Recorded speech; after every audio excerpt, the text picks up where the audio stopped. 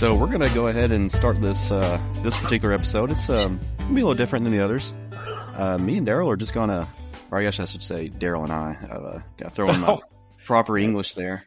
Your book is written in proper English. You can speak however you'd like. So. Well, if that's the case.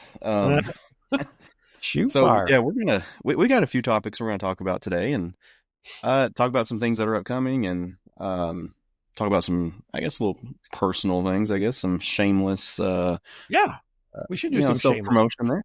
Yeah. We're not very good at it, so we should probably do that a little bit better. We should.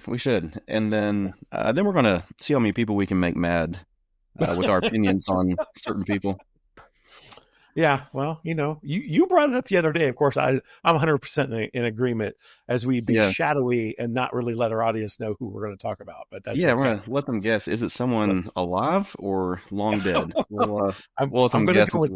Yeah, I think since it's a Civil War podcast, they're probably going to guess dead, and they'll probably be right. That's okay. I think the first thing we want to talk about, though, is an event coming up in February, right? That's right. All right, cool. Well, we've got the third annual. I just pulled it up on Facebook, so it's out there, folks. If you search, what's it under? If you search the Fort Henry and Donelson campaign on Facebook, I don't know if this is a page or a group. I always get confused with the two. I think it's a page. I think it's a page as well. They're having the third annual Fort Donelson Civil War Symposium, and that's going to be on Saturday, February 22nd from 10 in the morning till 4-ish in the afternoon. And there's some interesting speakers. The topics last year, I went last year. It was my first year of going. Kind of decided to do that last minute. And the topics last year were almost all focused on an aspect of Fort Donelson, Fort Henry. I think so. I think they all were. And it was a good time. John Walsh is the primary organizer of that event. For those of you who know Fort Donelson Relics, I think that's what he runs. Yeah. So he's organized it there, and they have it at the Stewart County, I guess, visitor center, for lack of a better term. So it's a nice facility, really great restrooms, plenty of space. And I think John said something like he set out like 90 or 100 chairs, and he had to set out more last year. There were some gaps. So I would say there's probably 100 attendees. There were 5 speakers last year. They have a slew of relics out for show. And then there were some guys selling books. Greg Biggs was there selling books to, I think, fundraise for the Clarksville and Nashville Civil War roundtables. So it was a good day. I mean, it was kind of neat to go down. Kind of cool. This year, again, it's Saturday, February 22nd. And so the lineup is interesting this year. I kind of some of these talks I'm eager to listen to. So I think that's kind of cool. So it kicks off with Dr. Tim Johnson. I'm not familiar with Dr. Tim Johnson, but he's going to be talking about the Mexican War as a Civil War training ground, which, of course, those of us who study Civil War know that those two events are definitely tied together. No doubt about it. And then we've got the incomparable, the redoubtable, the famous, to the point of infamous, Jim Ogden. And he is, those of you who don't know him, shame, but he is the National Park historian at Chickamauga, Chattanooga National Park. And he's going to talk about old unconditional reopens the Tennessee, Grant and the Cracker Line for Chattanooga. And that'll be fascinating, I'm sure. Yeah. And then at 11 o'clock, and I'm going to say his last name wrong. I heard you say it the other day, but Thomas Arliskas. I think that's right. Yeah. I think so. This is one I'm really looking forward to. It's smoothbores and shotguns versus rifles at Fort Donelson. So that'll be interesting. And then there'll be a break for lunch. Lunch is on your own. The symposium is free, by the way. It's being presented in coordination with the Fort Donelson National Battlefield and the Fort Henry and Donelson Campaign Group. Yes, I might be reading that directly off of the off the Facebook page. Lunch is on your own. There's a couple choices there in town. There's an American Italian place right next door, literally walk next door, called Mamma Mia's. Not a bad joint, FYI. At 1 o'clock, they reconvene, and you'll be speaking. So tell us a little bit about what you're talking about at 1 o'clock. Yeah, so I'll be pretty much covering my book. Just the other day on Saturday when I was at Camp Nelson, strayed away from my book quite a bit because, they kind of asked me to speak on the irregular stuff in 64, 65, and because that really had a stronger connection to Camp Nelson. But for this particular one, it's going to be on the actions of 1862 and mostly from summer to fall. And because there's a lot of stuff that takes place down in Dover and at Fort Donelson there, and especially in August 1862. So there's a pretty, I don't know, I wouldn't call it a significant fight, but there's a fight there that results in the entire town of Dover being burned. So that's something. And now, which side burned it? I'm doing this on purpose. So Union did. The Ohioans of the few companies of the 71st Ohio did. And they did that because the town was obstructing their line of sight and their ability to fire on the advancing Confederate forces coming their way. So they took the torch to the town and there it went. So which is why in Dover, you don't really see very many wartime buildings there. You really don't. Most of the building, I mean, probably late 18th and really a lot early, I said that wrong, late 19th and early 20th century, quote unquote, architecture. There's not a lot of older buildings. I mean, you can tell just by the little downtown there in Dover. It's not a established downtown that you would see at other towns that did have Civil War buildings that were still around. Right. So pretty cool. There's sometimes the contingencies of war call for some measures that aren't always favorable for the local populace. That's for certain. That's right. Yeah. So I'll just be talking about that. And, cause that's, even though this group that I write about, the 10th Kentucky Partisan Rangers, even though they primarily are up in Western Kentucky, they do have a little foray down into Tennessee that involves Clarksville and then over to Dover. So, and then something at Cumberland Iron Works. So we're going to be talking about that for a little bit. Yeah. I'm looking forward to that. Obviously, I shouldn't say this. This might make your head actually balloon. And I don't want to be so wide that I can't see you on the monitor anymore. But no, in all seriousness, folks, Derrick's book is definitely a niche type of subject matter, right? But he covers so many things that, I mean, it's just worth picking up. And I tell you, I've heard you talk. We've obviously done tours together, podcasts together, but I started reading the book and I'm like, man, it's well written, right? It's not just good information, which it is, but it's well written. And I think that's the thing that folks can take away from it. But I think what you can also take away from the book, and this is what I like, and I'm going to give a little shout out to, I'll call him a friend, Stuart Sanders down at Perryville. His Perryville Aftermath book, you can take the lessons there and the stories there and apply them to any battle, skirmish, whatever, after, what's going on after that, how it impacts the local communities, from an economic standpoint and other standpoints as well. So I think that's the thing about your book. You really can take a look at what's going on and go, man, there's a lot of moving parts all the time. And we overlook that. We look at the grand scheme or through the lens of large campaigns, large battles. And I think that's the thing that folks, they start to study Kentucky and Tennessee, and there's fluidity all the time. And all these little things are going on. So I'm looking forward to that because I haven't actually heard you talk specifically about the book. By the way, folks, I did hear Derrick. My wife and I decided to take a little day down to Central Kentucky on Saturday.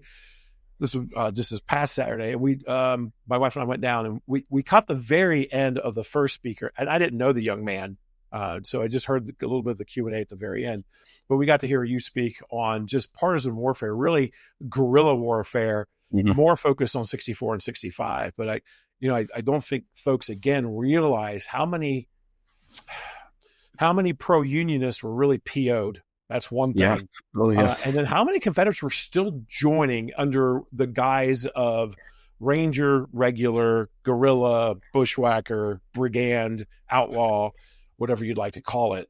When Morgan comes through, John H. Morgan comes through in 64, when he retreats from Cynthiana, getting his butt whooped at Cynthiana on June 12th of 64, when he's retreating, he starts to head northeast. He's recruiting guys still along the way. There are several recruits from southern Bracken County, Kentucky, that'll join the 7th Kentucky Mounted Battalion.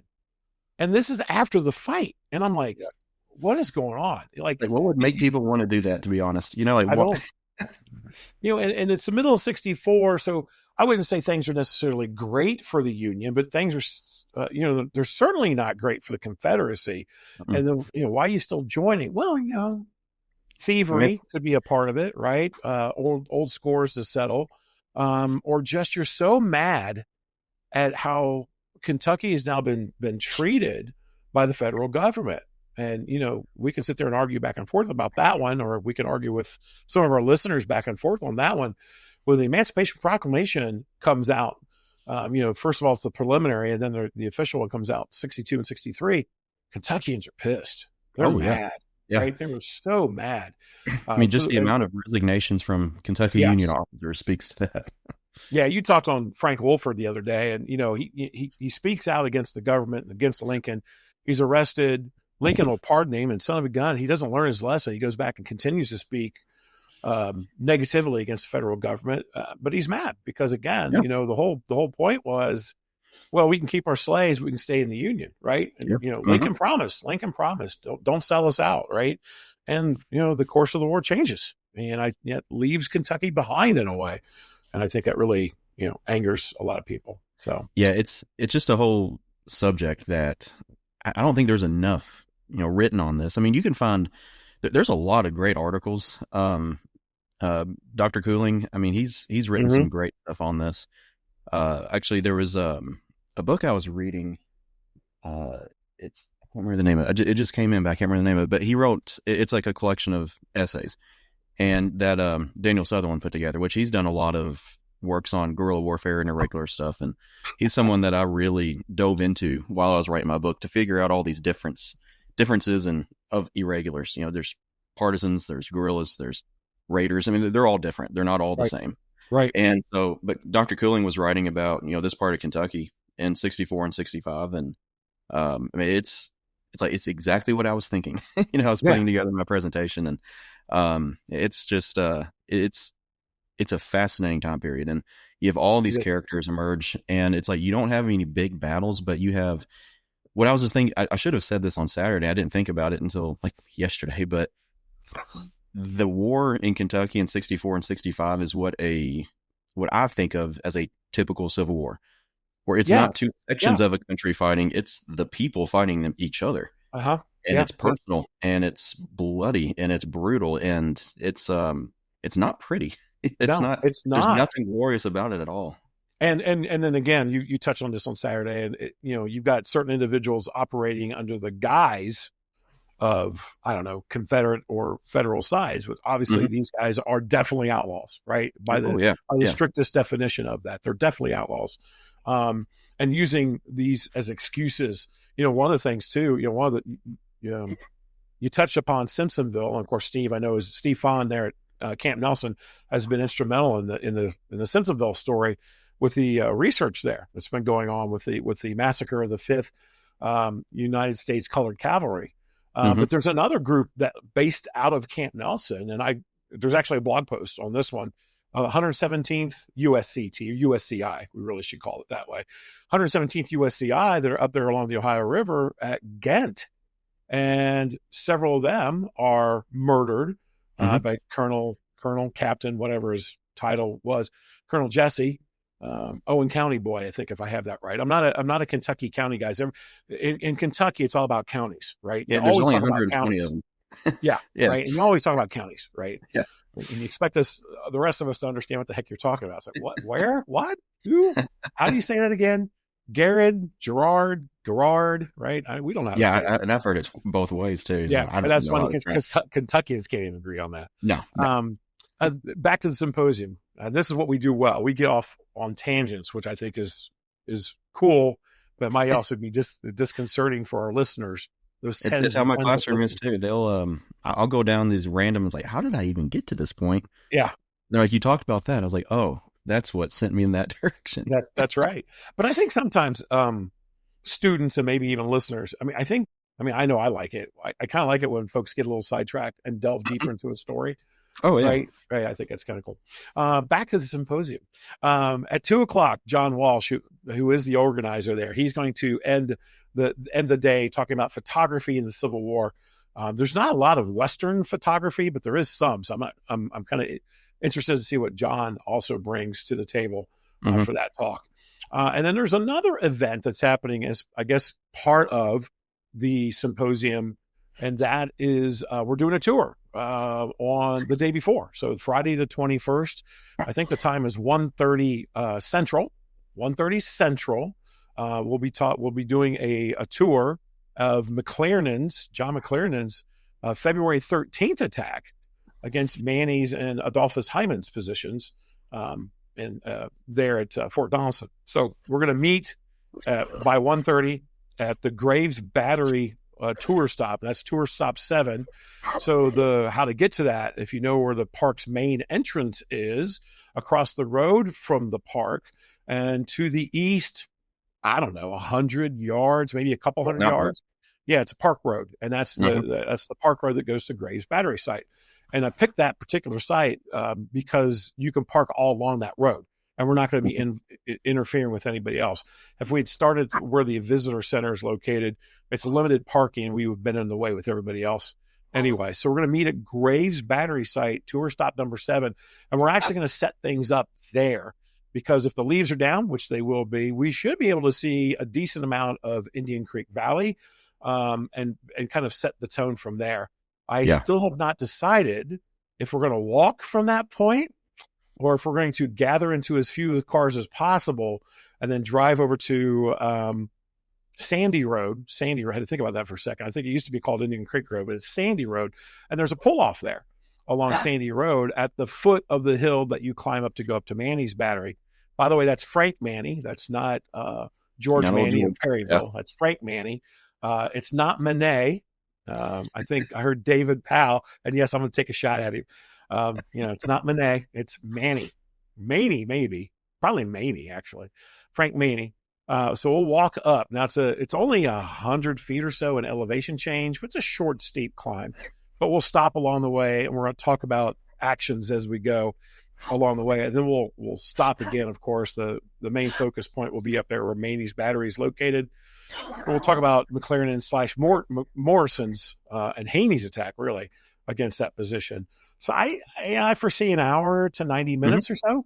I figured since folks were coming in for the symposium anyway, I know last year I got there early, and I bumped into some other guys that got there early. We figured we'd give this a shot, and if it goes well, then maybe we'll do a tour next year. Right? We talked a little bit about doing C.F. Smith's attack on the 13th as well. Against the 2nd Kentucky boys, right? So, there's that whole thing's pretty interesting. That's a interesting fight for me too. Just it's before the main show really kicks off. Yeah, but you've got some pretty sharp fighting that occurs. Yeah, February 13th is very interesting. And I don't want to give it all away, right? But I think most of our folks are fairly well versed in Fort Donelson. Grant's left clear orders not to get involved, right? Let's not bring on a general engagement, whatever that means. And both Smith and McClernand have taken the opportunity to disregard that. These are fairly limited in scope. I think Smith uses a brigade plus. McClernand's basically using a brigade. So they're fairly small, but keep in mind, too, that there's not a whole lot of brigades at Fort Donelson on either side. Not. But, take that in consideration. But, both of these guys will, launch probing attacks. McClernand's trying to get rid of Manny's Battery, and it's disturbing his movements further to the east. And I think that's, to me, a legitimate military target. So there's that piece. Yeah. So that's the symposium. So February 21st, there'll be a tour. Wear warm clothing and wear comfortable footwear, and we'll at least climb one steep hill. And we may do 2, or may give people options. So we'll see how that works. The pull off, it's on Sandy Road. That used to be, I think it used to be part of a park pull off. And there used to be 3 interpretive panels, or the tablets, 3 of them right there. All 3 are gone, by the way, which is most unfortunate. Now, Forrest, are those the old War Department tablets? Okay. Yes, they're gone. They should be there. 1 or 2 of them, I think, are still in existence. They're just in the wrong spot. And then across the road is one of Forrest's tablets, because Lord knows you're never going to miss a Forrest tablet. Those are never going to come up missing. No. And, How do you know so much about these tablets? And if you want to learn more about the tablets You at Fort are, Donelson, yeah, where you set me up there. Here goes that humble pie stuff, right? We're so terrible about self-promotion. And I will have copies of this guide available at the symposium at a special symposium price of only $1 million each. Man, Yeah, grab it away, man. you can get it's the War Department's. Well, what is the title of my own book? War Department Tablets of Fort Donelson National Battlefield. Yeah, I And just read it on the spine there. Yep, that's it. you got to look there on the spine. Yeah, it's got actually on the spine. Unlike a lot of self-published books, it's actually on the spine. Mm-hmm. And so I've got a field guide size too. Which do you have the full size, 8.5 by 11, or do you have the field guide, the smaller one, 6 by 9? I've got this one right here. Oh, he's got the original. That's the original. Yeah. That's a limited edition full of typos, and it's got poor maps. Maps I made those from Google. The updated version is wonderful maps by Edward Alexander of Make Me a Map, and so I'll bring you a copy because you need a copy. Well, I'll be grabbing one for sure. Yeah, so they're normally like $9.50 on Lulu.com. If you just go to Lulu.com and do a search for Fort Donelson, it'll come right up. But I'm going to sell them for about $7 at the show. If people want me to sign them, that'll devalue them. So let's not do that. Okay. Plus, I have sloppy handwriting, so there's also that. So let's not do that. Anyway, so yeah, we'll the pull off will hold a decent amount of cars, but not a lot.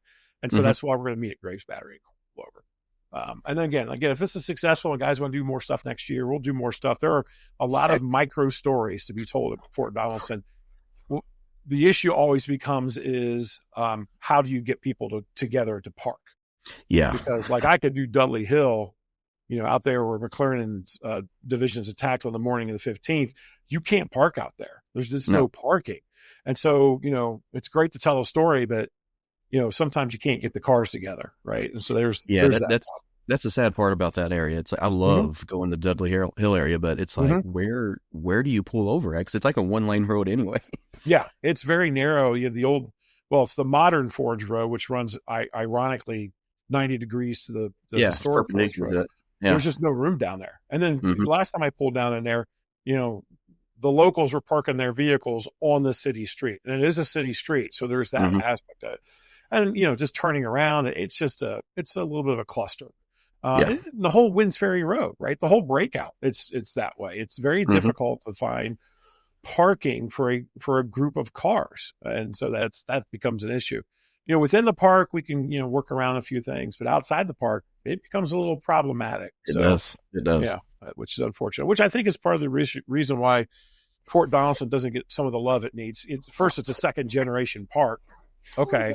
So there's very little interpretation or monumentation from the veterans themselves, because most of them are dead or way too old to travel.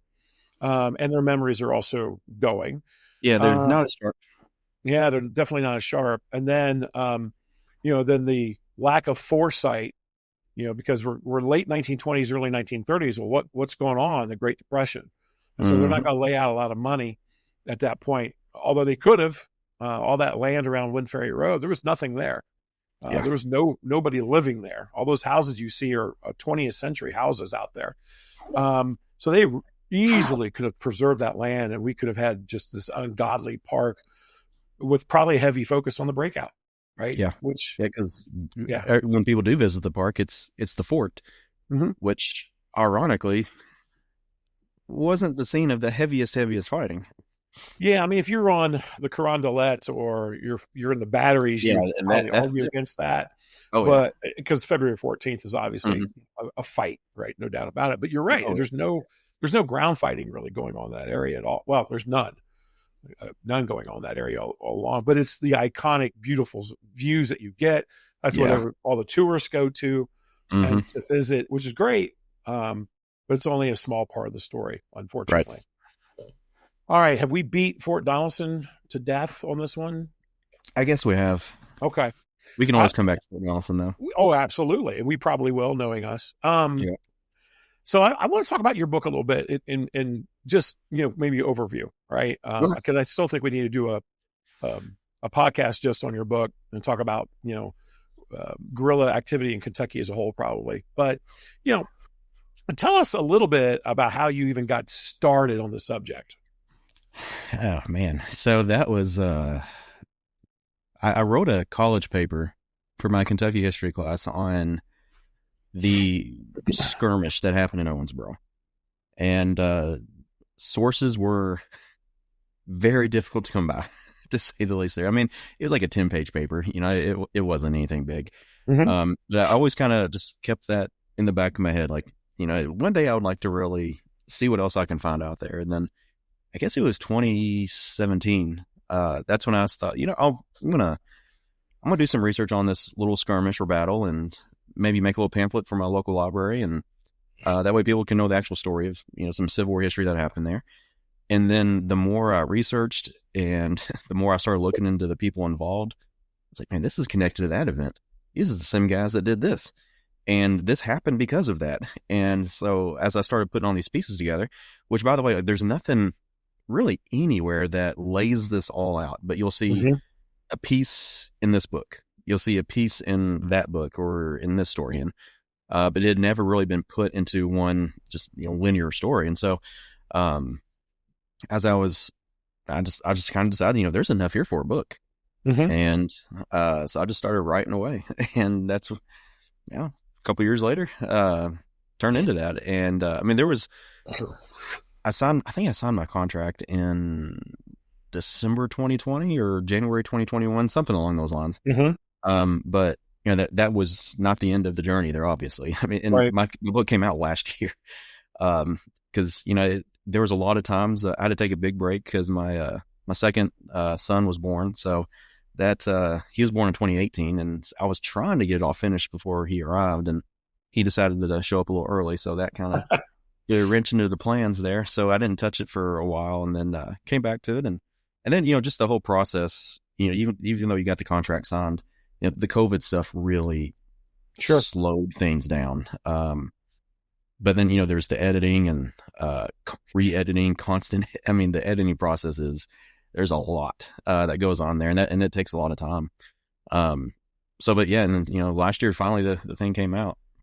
But it started off as just a little passion project, labor of love, and then it turned into a book. And I wonder how many, I mean, I imagine that's a story for a lot of these specific type of topics, right? I think so. They're a passion story, right? And then when somebody starts to dive in, they start finding more and more into the subject. And that's the thing, when you look at the subject of your book as a whole, you kind of go, what? And then you read it and you're like, oh yeah, this ties to that. Oh, I know that person. Oh, here they come again. Starting with Adam Rankin Johnson and just his, how he raised his unit, quote unquote unit, literally a handful of guys. And then Newburgh, and then, later on Clarksville. I mean, it's just like, oh, this just keeps going. Yeah. It just doesn't stop. Yeah. Which is kind of interesting. I find, obviously not as immersed with Adam Rankin Johnson as you are, other than the periphery that I get to kind of run across, A, in your book, but B, with another guy that I think we're going to talk about here in a little bit, as well. Kind of go from there. Without, besmirching Ted Savas, because we don't want to do that. No. I could throw a couple Greek cuss words in there, and then Ted would probably send me a nasty message, deservedly so. But tell us a little bit how, like, you talk about the editing process. So, how does that work? But I think the thing is, guys think they can write, and Lord knows I can't. And I write blog posts and I write articles, but I feel like I still can't write. Right. And I go back and look at something that I wrote 2 years ago, and I'm like, well, crap, I need to rephrase that sentence. Yeah. Right. How does the editing process work, especially when you're going with a known publisher like Savas Beatty? Yeah. So before I, submitted it, even for consideration, I was going through it and trying to just perfect it. And, it's funny. The more you read your own stuff, I think it's the more likely you'll miss something, or you just don't catch it. Yeah. And because at the time I was going through my master's program, and for every professor I had, they had a different style guidelines for how they expected things to be written. And so when I was, which is different than how Savas Beatty wants you to, format things and write things. And so, I'd always, through my master's program there. I don't want to brag, but I thought, I'm a decent writer. At least that's what my professors told me, and got good grades on stuff. And so I thought it was pretty good. And then back in, let's see, May of 23, that's when it was like, they sent back just like the introduction and the first chapter, and there was so much red on it, and I thought, I suck. And but it was just getting the grasp of just a couple little things, and then once I figured it out, I was like, oh, that was just simple little mistakes there, and just formatting issues and word choice and things like that. Mm-hmm. But that took a while, and the way the book was originally written too, there was a whole lot more stuff in there than what eventually got published. Oh, it usually is, right? Oh yeah, like some of the other people story. Some of the other people in the book, like Foster or like Gabriel Netter. I mean, I had like a whole chapter on Gabriel Netter. And then during the editing process, my editor, who was, I think it was a good idea, but at this time I was like, man, I don't want to take that out. That's cool stuff. He said was, because that's your passion guy, right? Like that's your guy, local, right, for the story. Yeah. But how many of us out here really want to read a whole chapter on Gabriel Netter? I think that's the thing. I might. But he's like, he's not the main part of your story you're trying to tell. Sure. This is going to just distract readers. I'm like, well, yeah, okay. That's a good point. So he's like, you need to take this chapter and, shrink it down to about a paragraph or two. So that's what I did there. And so it's much more concise than what it originally was. And but I think it turned out to be a good work, and I think it's better after all the editing and all the suggestions, and because I think it's good doesn't mean it actually is. Sure. That's right. We learn that lesson every time we pick up a self-published book, and we go, okay, is this going to be worth a crap, or is this going to be crap?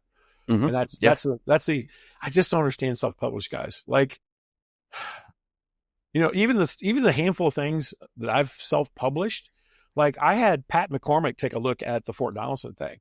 Right. Now, this is after I did the version that you did, and he had bought his own copy, and he'd sent some messages back, and I fixed a lot of typos because of that. Right. I sent something, I've sent a couple things to Andy by God Papin out in Missouri, and, having his eyes, and he has edited things for other people, having his eyes on it, just looking for typos. I wasn't looking for like a restructure of sentences. I'm just looking for typos and stuff like that. And, having another set of eyes on something, you're right. You overlook, like, and again, it's amazing when you go back and look at something you wrote 2 years ago and you go, well, shit, that's misspelled. Oh, I cussed. Yeah. Bleep, right. That's misspelled. How I didn't catch that before, or that's a really crappy sentence I just wrote there. Like, I feel like I left a dangling participle.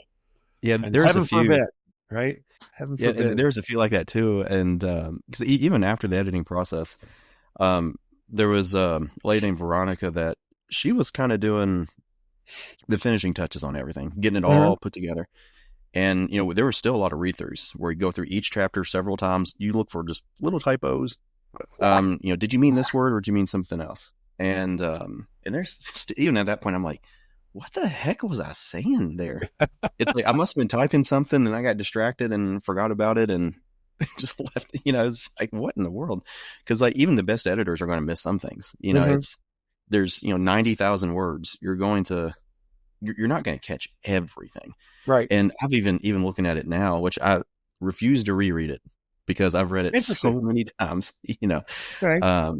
It's like the editing process. I can't tell you how many times I actually read that book. And then when you're reading your own writing, it's right. It's like hearing your own voice on a podcast. I don't want to hear it, to be honest. But yeah, it's like I've even found little things. Like I was looking in the index, I thought, oh, man, how I missed that. Because there's little things that I would do to remind myself, come back to this and fix it. Right. And so like there's in one of the footnotes, there's or maybe in the bibliography, there's when you hit like Shift 8 to do the little star symbol, That was my thing, to come back and fix something. And that way, all I had to do is you go to the little search function in the document and you type in the star and it takes you right to it. Yeah. I guess I just forgot to a couple of those, and so they're still there. I was going to ask you, that was the next question I was going to ask, like, have you found typos? Right? Oh, yeah. And I think that's the thing, that's the thing I noticed. I notice this a lot, and I notice it more and more in our modern publications, that there are just typos. Right. Yeah. I think part of it is, and I'm glad that Savage Beatty still uses an editor, but I think, publishing houses for, over the last 50 years have really gotten away from full-time editing staff that would fine tune comb it. I'm not, I'm sure your editor or editors were great, but I'm just saying in general, I keep coming across things. I'm working on a book I just picked up on the Sanders raid, right? Down prior to the Morgan raid, the summer raid, Sanders launched a raid against Tennessee railroads there around Knoxville, close to Knoxville. And, I'm kind of going through it, and, I'm like 3 chapters in, something like that. And, a couple little typos, actual typos, not many, but a couple little typos. And you go, oh yeah, somebody didn't catch something, right? Somebody didn't catch something. So interesting. Well, I think, not to discourage anybody, but your book, as you said, 90,000 words. That just discouraged the hell out of me. So I'll never write a book. So, I've got 20, maybe it's 24,000 words on Snow's Pond, Augusta, and Brooksville. And I still not even started with the Battle of Augusta itself yet. I'm still only like halfway through Snow's Pond. But I'm like, no, forget it. Just forget it. We got to have Snow's Pond and Augusta. Yeah, right. Snow's Pond, Augusta. And you got to have the Battle of Brooksville, where there's a whopping 2 casualties. 2, one on each side. So 1 captured and 1 killed. That's it. So it's like, got to have that.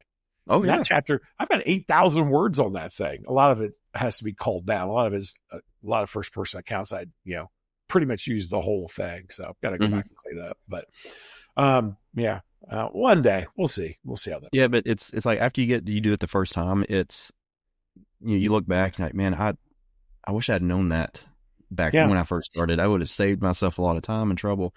So what I'm working on now, I feel like it'll be easier. So you preempted my next question, which is great. Yeah. Like, what, you got another thing in the works? Like, is there another book coming? Yeah, I've actually been working on it today. Yeah, the boys are letting you? That's good. Yeah. This is the first day I've been able to in a few weeks. It's let's see. So today, let me see where I'm at here, just in terms of length and all that sort of thing here. So word count, I'm at 8,600, 28 word pages, which that's not a bad start, I guess, but still several years away from anything coming out on that. We want to ask you the subject, because we don't want anybody else stealing ideas, right? Yeah. So there is something to that, right? Like, Yeah. I was, go ahead. No, go ahead. Oh, I was gonna say, I used to ride back and forth with Dave Mowry when we were going to Buffington Island meetings together, and before he came out with the Cincinnati Civil War book, we were talking about it, right? So he was asking my opinion about like layout and that kind of thing. But of course, he didn't want that out, because he didn't know if anybody else was working on something like that, or he didn't want to give,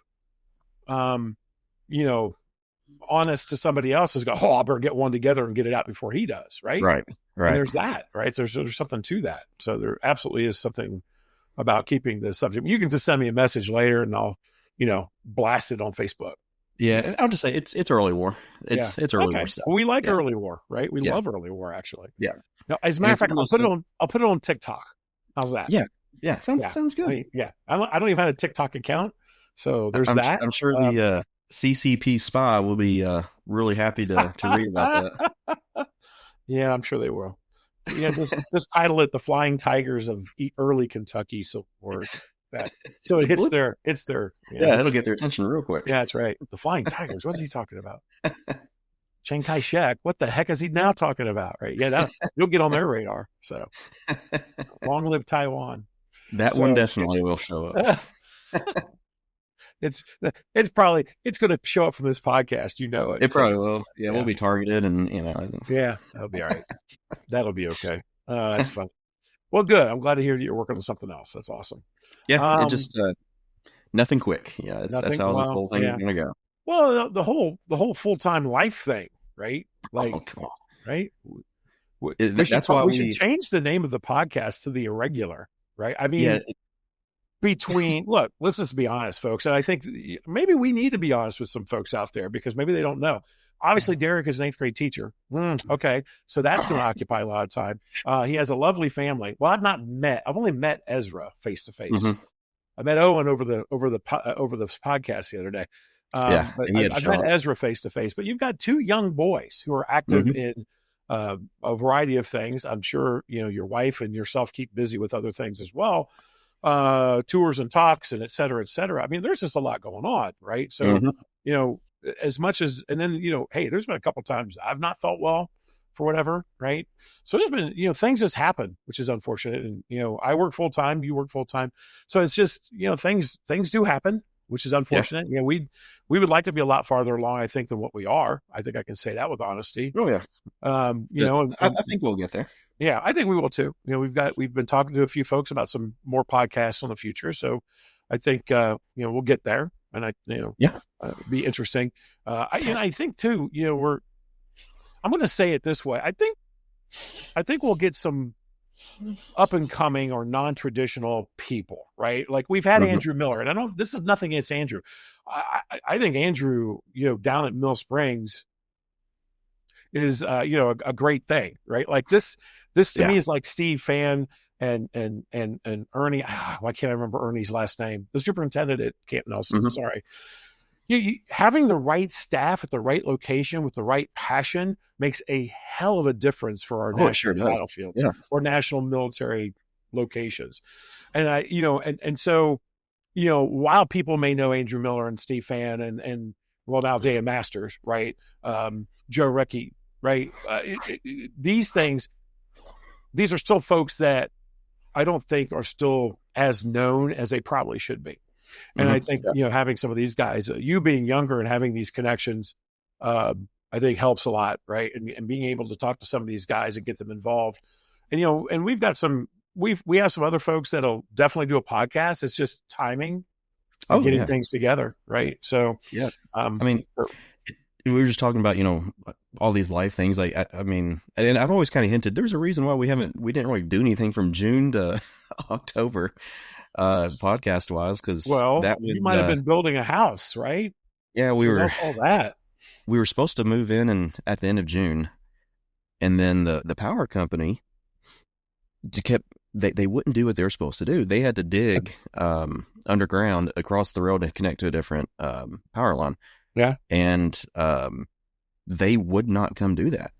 And there was a storm. Like, well, they've got to do the storm stuff now, and it's like, this is causing me to pay more rent because we were renting an apartment at the time, and it's like, we told them we were going to be out July 15th, and we're getting awfully close. And then deadline wasn't met, and so we had to move out of the apartment. And me and Ezra lived at my parents' house. Allie and Owen lived at her parents' house for a few weeks. So I didn't know that. Okay. Yeah, until we were finally able to move in. So we practically moved twice. And 3 times because of also moving into the apartment. Yeah. Right. So and then the next several months was, now we got to get the house together and make it feel like home. And so it's that way now. You can definitely tell by the mess from the boys all in their living room. I can't see the mess. All I can see is your bookshelves in the back. So that's a good sign. That's a good sign. I've got my books are out in the other room, but I do have this canoe behind me. So father-in-law made canoes by hand, and I guess he took one of them and made it into a bookshelf. So on that, at the very bottom are the Ohio rosters, and then if you go up a shelf, there's some hiking, backpacking books and some other assorted things along the way. But yeah, mine looks a little bit more like yours out in the other room, where there's several hundred books out there, and and then my wife's got a wall of books right there, a wall for gardening and embroidery and a variety of other things travel books that she likes. So, books are crazy. Yeah. So it's just been what it's been. Right. So I think moving forward, at least I hope that we'll see, folks will see a little bit more regularity. Right. And I think the other thing too, you and I have talked about this a little bit too, about maybe we're not both on, and we grab somebody and do a podcast, right? I mean, Right. Yeah. right. I would like to do one here with a local guy who's got a pretty good blog, and I wouldn't mind having just, even if he and I only talk for half an hour, I wouldn't mind getting him on. Yeah. It gives him exposure, but he's a really good researcher. And I think that's a thing that I think he could share, some of those tips with folks, let alone just being a blog writer. And where's that lead? And he's got a project he's working on as well, collecting all the veterans from the county he lives in. I think he's working on that. So there's, just all these little interesting things that we could talk about. So you made a comment. I'm going to switch gears here, right? Yeah. You made a comment about one of my favorite people of the Civil War. Favorite, maybe a little strong. John, don't call me Hunt Morgan. And before we even get to your statement that you made during your talk the other day, first of all, the reason why it's not John Hunt Morgan is because he never used it himself. I just want to make sure that the 4 people that are still listening to us by this point understand that Morgan never used that name himself. I've never been able to come across anything. And folks, in all seriousness, if you can find something, please send it to me. I would be happy to take a look at that. I have found a total of a whopping 2 wartime references that have John Hunt Morgan in it. One was a song, lyric, or poem written by his brother-in-law, Basil Duke. And then the other one was a Richmond newspaper in late 1863 or early 1864, when John and Maddie are in Richmond while he's back there begging to get another command. Yeah. So and they're a little hesitant, aren't they?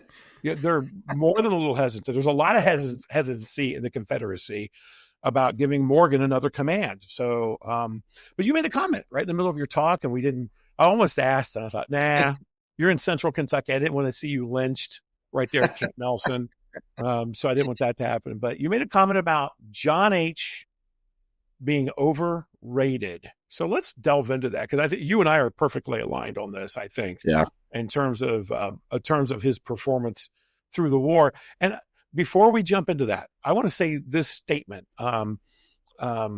We continue to put people on pedestals and forget about that they're being human. And we continue to demonize people and forget that they're human. And I think that we have to delve deeper and quit spewing the same tripe over and over again about these guys. We have to be more open about these guys, and we're not. And that's the problem. And, we can use, I like using George Thomas as an example of that. Like, he was kind of the unknown, and then the pendulum swang, and now he's God. And I don't think he is. So, I think he's a very solid commander, but he's human. And I can point out several issues with George Thomas, but we can do that on anybody. I can point out issues on myself. Well, you could probably do the same. I don't know. Or maybe Allie can. I don't know. Right. We're human. That's the whole point of this. Right. So, we can't just take everything as what they are. So explain a little bit from your perspective about Mr. Morgan being overrated. Well, I do want to begin this with, did he have some good moments that were very successful? Absolutely. Yeah, he really did. Yeah. The Battle of Hartsville, I mean, that is an amazing victory there. I mean, just pull that off. It is. But is some of it luck? I think some of it's luck, but you know what? That's good. Good for him that he had good luck there. Right? Yeah. And, the Christmas raid is... not bad, but and then in 61 when he's starting to get his name out there, and he's burning Bacon Creek Bridge, which that's just kind of a little humorous thing. He leaves a little, almost like a note behind for McCook, and it's kind of funny, but the whole overrated thing. Was he the greatest cavalryman? No, he wasn't. You look at Shiloh, he's involved there, and he leads a mounted cavalry charge. Yes, he does. Against infantry. Yes, he does. And that does not go well. And no, it doesn't. Not at all. And, and just the whole, the lack of self-discipline. Yeah, that might be the biggest issue. That's the thing that gets it for me. He feels like he can do these things, but he's he either hasn't planned well enough or he doesn't have the right people to actually be able to pull it off. Or he doesn't listen, or he defies orders. Right. Yeah, exactly. There's all these things that go along with it. Right. Yeah. You made a comment like Bacon Creek. Like, so some of these smaller things that he starts, like, it's like, I guess it runs parallel with Rankin Johnson a little bit. You have to establish a little bit of a reputation. Now, I would say that Morgan's probably well known than Rankin Johnson probably. More. But you have to establish a reputation. But you're right. I mean, Captain Morgan, and that's what he truly is at Shiloh. He has a squadron of cavalry. That's what he has. Right. And he does learn from that. Like after Shiloh, we're not doing that anymore. Okay, right? They have officially become, well, not officially, they've become mounted infantry. That's what they are. And you know, we call them cavalry, and they're in cavalry regiments and all this stuff that goes with cavalry regiments. I always want to say cavalry regiment. I still can't say it right. But they fight dismounted most of the time. Now, they can still use mounted tactics. They absolutely do. But you know, after Shiloh is when, you know, they decide that they're going to change how they fight. And they do. So he is willing to learn some new things along the way, but I think a lot of that's because of his subordinates, not him necessarily, right? Yeah. But you alluded to the Christmas raid and Hartsville. You know, these are successful, and you know, again, part of it is luck, right? Let's just be honest about it. But that's what all good commanders have, an element of luck. Yeah, and they exploit luck. When luck is presented, they take advantage of it. Right? So, his first Kentucky raid is a really good raid. I mean, he's only got 900 or 1,000 men. It's not huge, but he like 1,000 miles in 24 days or something like that, and you know, causes disruption. But then again, you know, he also causes the Kentucky campaign in a way. He's you know, that his infamous telegram, but he has Lightning Ellsworth send back 25,000 to 30,000 men would rise up. Wrong. He misread the crowd. He misread the crowd, especially at Harrodsburg on July 15th, I think, 1862. Yeah, it's like he mistook support for action. That's right. And he mistook and it's sex. It's not gender. I hate when we say gender. It's sex, people. Let's just get it right. He misread the sex of the outpouring of support at Harrodsburg. It was the women. The guys are kind of like hanging back, right? The guys are kind of hanging back. Now, he does recruit about a full company at Georgetown on July 16th of 1862. So he does have some support there.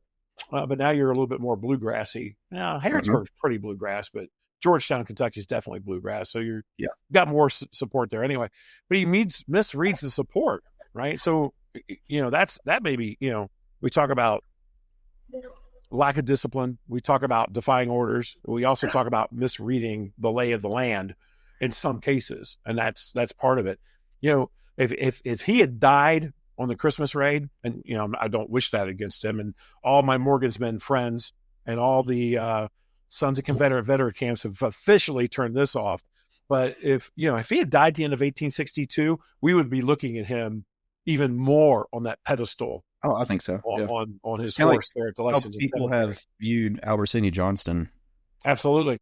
But, you know, I mean, and we're starting to really look at him a little more deeper and seeing, you know, I mean, like with Tim Smith's book, you know, it's Johnston seems like a really... Or you talking about his relationship at Fort Donelson, or lack of relationship at Fort Donelson. That too. Yeah. Right. And it's like Johnston. Yeah. He seems like he really seems like a genuine good person. Yeah. Trust people a little too much. Yes, he does. But he's going to make mistakes, and he did make some mistakes. Yes. Yeah. But, that's the thing, you know, had he survived at Shiloh, would his career have survived? It depends on how the battle ended too, right? He might have survived at Shiloh, still lost the battle on the 7th. Still might have been in command, right, for another battle or two. But if he would have lost those, right? Yeah, I don't think no matter who's in charge, they're losing that on the 7th. You know, yeah, they are, and I don't think he's replaced on the 7th if they lose that battle. I don't think so. You know, Bragg stays in command for after a number of engagements, right? So I don't think he's replaced. But if he loses a Corinth, right? If he loses then another type of battle, then Johnston is now gone, right? Because Davis can only tolerate so much for a long period, for a certain period of time. So I think that's the other thing too. Like, you know, Albert Sidney Johnston, unfortunately, folks, you know, he never commanded anything very large prior to the war, and now he's in charge of an army. And all these guys are learning. None of these guys have commanded large forces. That Winfield Scott, who's, immobile for all intents and purposes. None of these guys have commanded anything large. So 61 and into 62, they're still learning. They're learning their craft. But but we have to look at those things and go, okay, and they're humans and they're making mistakes and they're not perfect. So we have to quit talking to them about them like they're gods. Right. And I think that's the thing that, we have to learn how to get away from a little bit. You and I are definitely aligned on Morgan, right? So and this is where I disagree with David, and he's a friend of mine, David Mowry. Love the work he's done. His Great Raid book is really well written. His Cincinnati Civil War book is, if you want anything to do about Cincinnati Civil War, OMG, that's the book. It's fantastic. But he and I disagree. I think Morgan's raid is a disaster. 63 raid is a disaster because that's 2,500 mounted troops that Bragg could have been using in central Tennessee when this thing called the Tullahoma campaign is going on. But then again, would Morgan have acted as a traditional cavalryman and been able to assist Bragg during that campaign? I don't know. I don't think he would have been able to do that either. You put up a chart during your talk the other day, right, that had basically cavalrymen or regular, then it went all the way over to outlaw. And depending on what you read, Morgan is in every one of those categories except for partisan ranger. He's not officially a partisan ranger, but he is a raider. He's a guerrilla or a traitor, depending on what Union account you read. He's a horse thief, no doubt about it. I'm rereading some of the accounts in Indiana. There are more murders on that 1863 raid than people realize of citizens who are not taking pot shots at the Confederacy.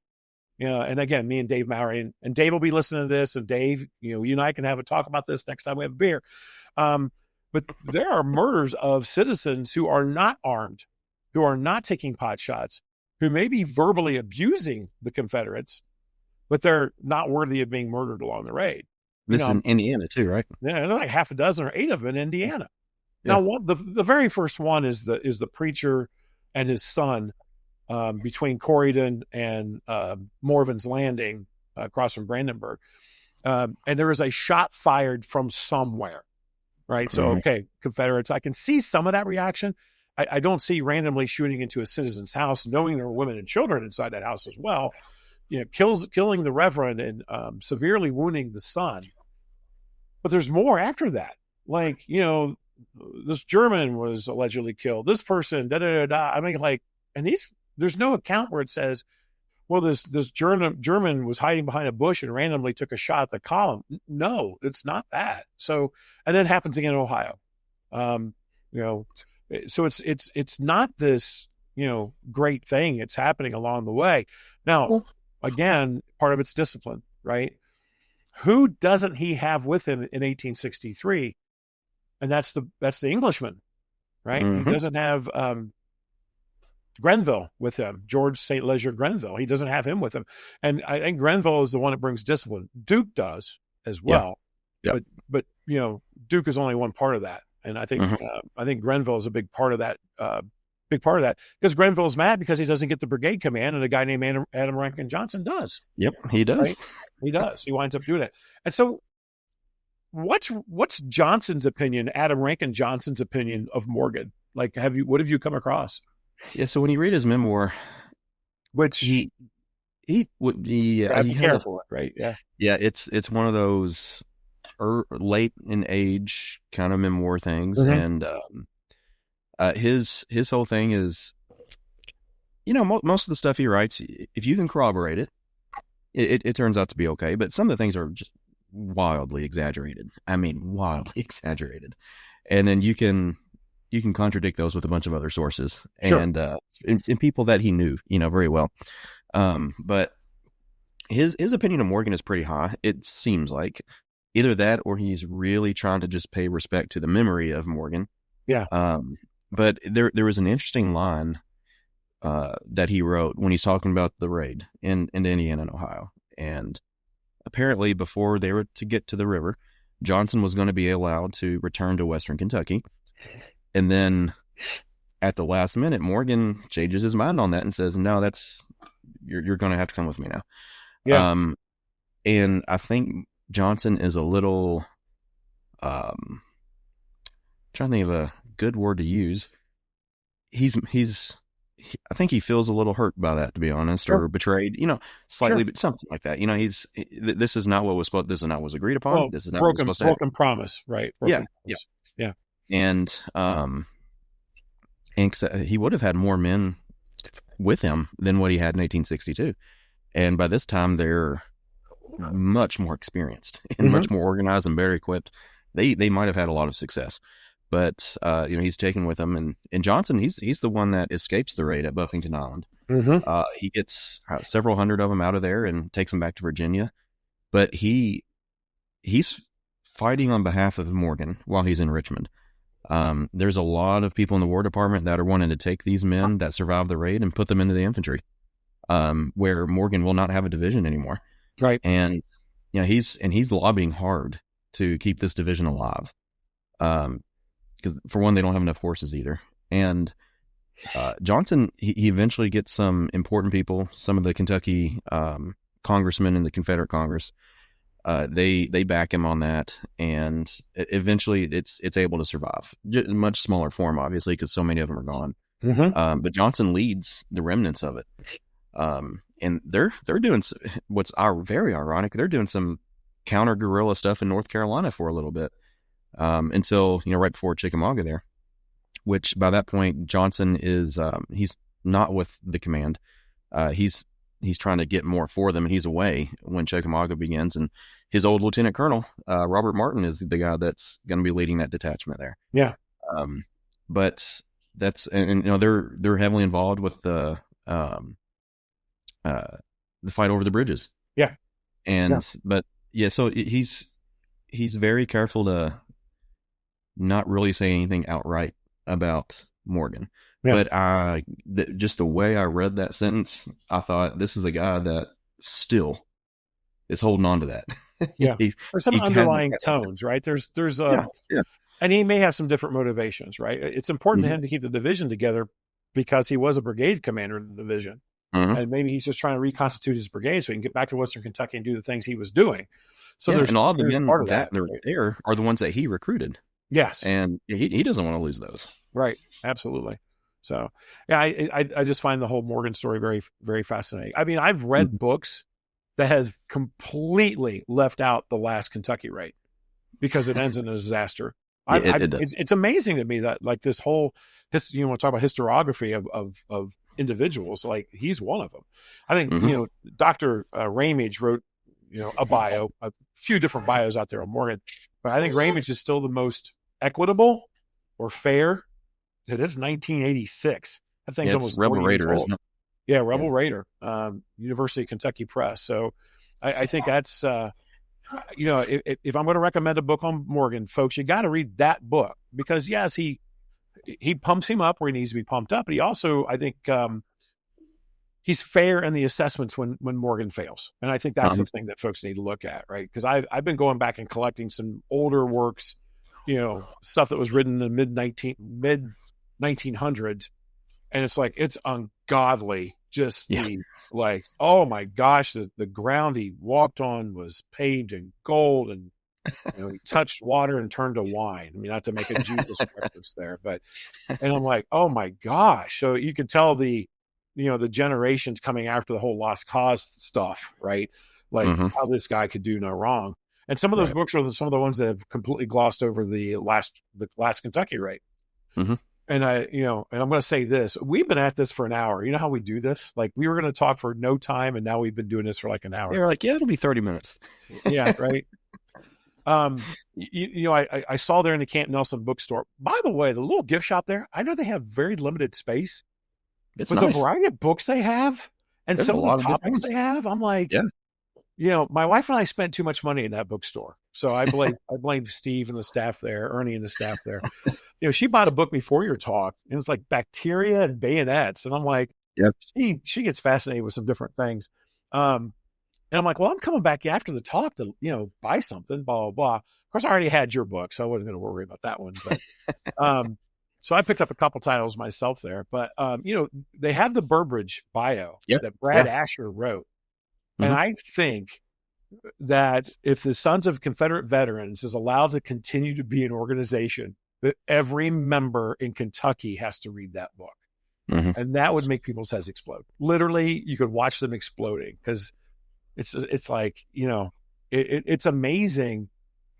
You guys were talking about, the hatred. It might have been Steve. Somebody talked about the hatred of Burbridge a little bit.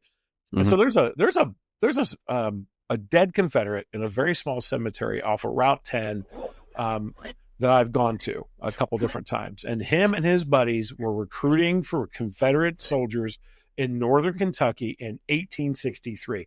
Huge Mm-hmm. no-no. And this is right before General Order 38 comes out by Ambrose Burnside.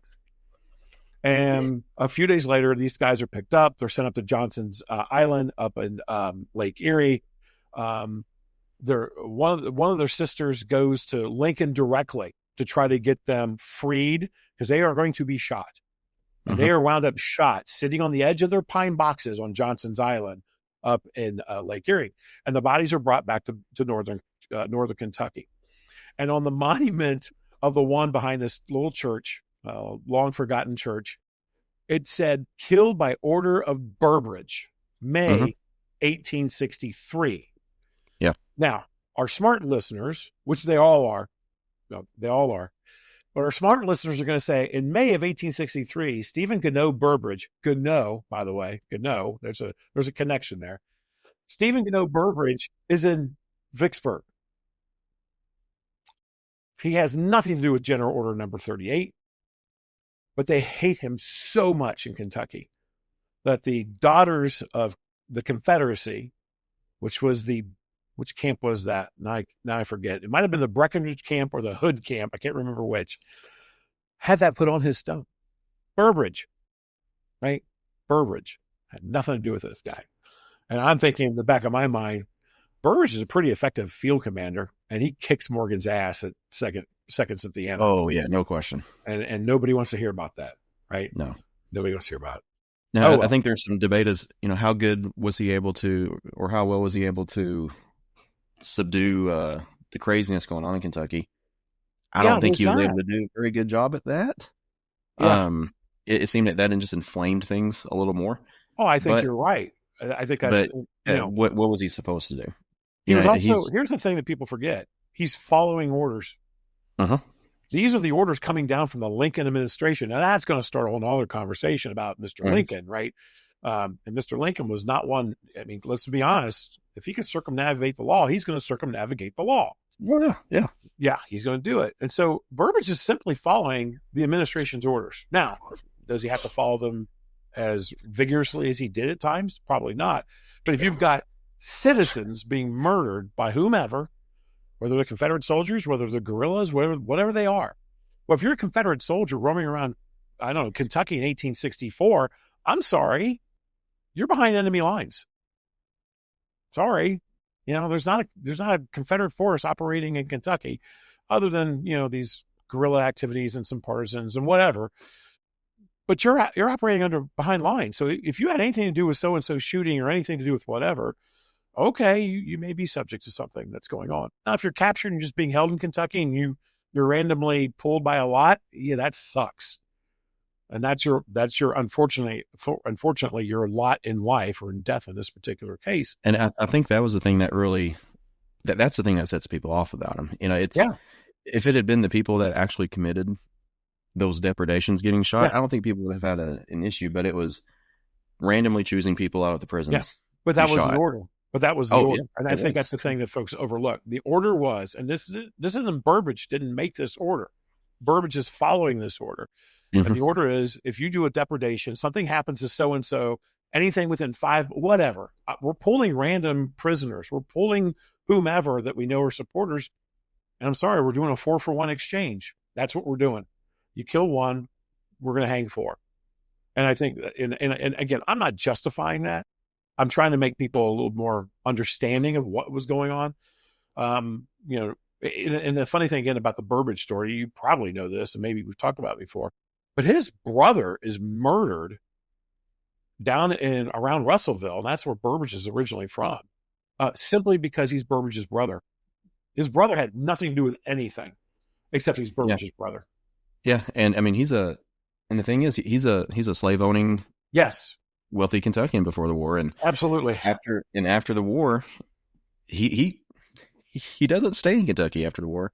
Yeah, he goes to New York, and that's where he lives. Yep, he has to. He can't stay in the state or the Commonwealth, right? He can't stay, and so again, this goes back to kind of where we started, like with the whole Kentucky is such a mess. Yeah, oh God. And you can't write a single book on this, right? You just can't, because there's so many layers upon layers upon layers. You'd have to have an author basically do a book on each year, and there's still going to be so much volume that I think it's just an overwhelming task to do that. Because again, I mean, we haven't even touched on Far Eastern Kentucky stuff ever, and that's probably something else we should touch on sometime. Is just talk about some of those things that are going on. The rise and fall of the support for Confederacy, rise, fall,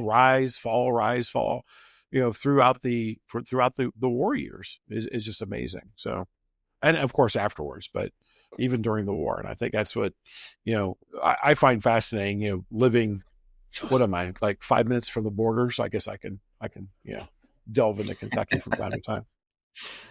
All right. We should do another one of these. And we should just talk. Just talk. Yeah, I don't know how Joe and oh my gosh, Eric at Franklin could keep these things like 20 minutes. I don't get it. you gotta have some discipline there.